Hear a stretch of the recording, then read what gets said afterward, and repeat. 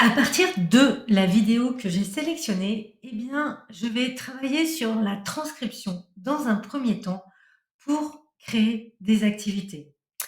En bonne linguiste, eh bien, je vais chercher ce qui est utile dans ce texte pour mes étudiants. J'ai donc sélectionné le texte de la transcription sur la droite que j'ai copié sur un document Word pour pouvoir m'y référer lorsque j'en ai besoin. Et maintenant, place au travail de décortiquage de ce texte.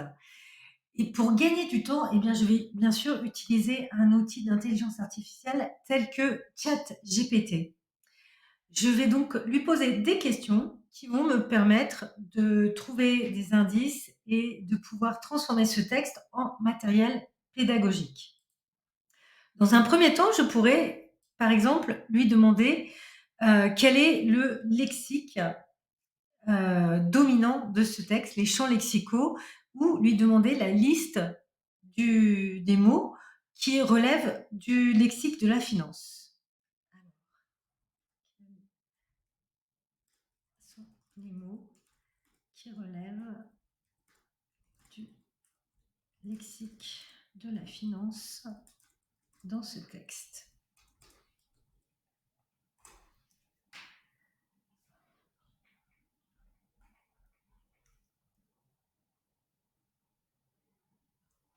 Voilà, j'ai tout d'abord une liste assez longue de mots qui relèvent du lexique de la finance que je vais peut-être pouvoir exploiter dans des exercices sur le lexique ou des exercices de compréhension.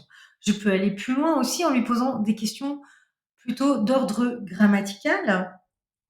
Quels sont les temps de la conjugaison utilisés dans ce texte?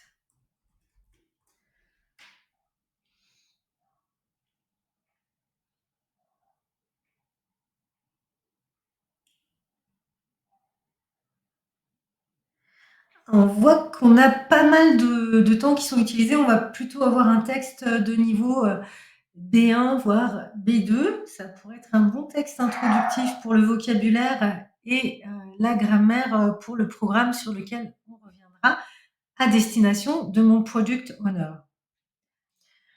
Enfin, j'ai repéré que ce texte visait à donner des conseils. Quelles sont les phrases qui permettent de donner des conseils dans ce texte?